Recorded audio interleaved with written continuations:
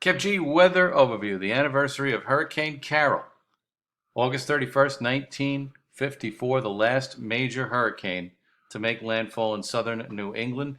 And this is the benchmark storm. So as bad as Sandy was, and it was a ferocious storm, no doubt, this Hurricane Carol was an absolute monster with 14 feet of storm surge water into Narragansett Bay and New Bedford Harbor up in southern New England, and it took a track from Cape Hatteras, North Carolina, up to southern New England in a matter of hours on the morning of August 31st, 1954. A legendary hurricane, an infamous hurricane, and that name has since been retired with good reason. We had an absolute ferocious hurricane, and that was during a time when the metro area was not as heavily populated as it is today.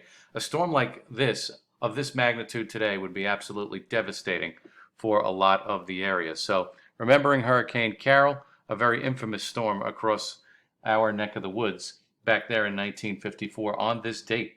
Now, much more tranquil weather as we look to what's happening now. In fact, we may get some showers overnight.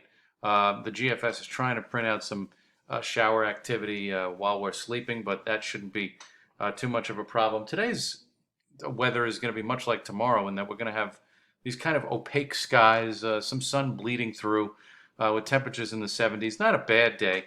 Very low risk of a shower for you Tuesday. And then Wednesday, we have a front that's going to move in Wednesday afternoon, and some showers can move through Wednesday and again on Thursday. But a lot of these systems are fast moving. The main story for Wednesday, Thursday, Friday is the building heat and humidity before it gets knocked back down for Saturday and Sunday. So we're on a bit of a roller coaster to open up September with heat and humidity kind of oscillating back and forth, but nothing we can't handle. Nothing like we've seen with early, for July and much of early August with temperatures in the 90s. I don't think we'll get there this weekend. In fact, I think temperatures will probably be in the mid to upper 70s, and that'll just about do it.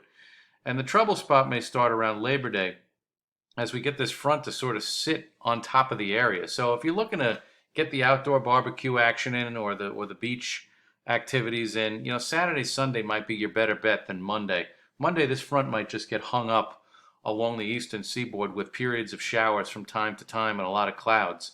It could be like one of those days where we're kind of stuck in the mid 60s, low 70s, and we're just kind of waiting for this front to move through. In fact, the model has the same front sitting over the area for next Wednesday. So that could be a problematic forecast dilemma going forward. Now, the overall pattern to open up September is one where we're not going to promote a lot of heat and humidity. And the reason why is that the jet stream, the northern part of it, is going to be very active, and it's going to be sending a lot of air masses in from Canada.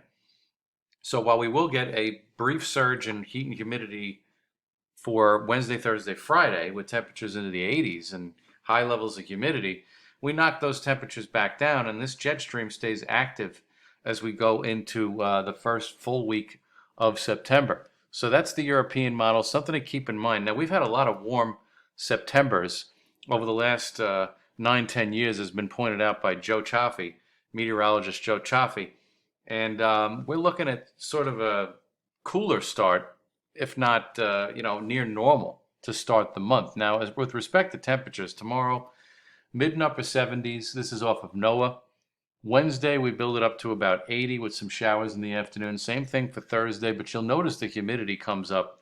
And then Friday could be the warmest day before temperatures get knocked back down for Saturday. And we look for that lowering of the humidity with highs in the mid 70s. And the same thing for Sunday. So backyard barbecue and beach time, Friday, Saturday, Sunday is a better bet than Labor Day itself. But overall, not a bad weekend coming up for the holiday.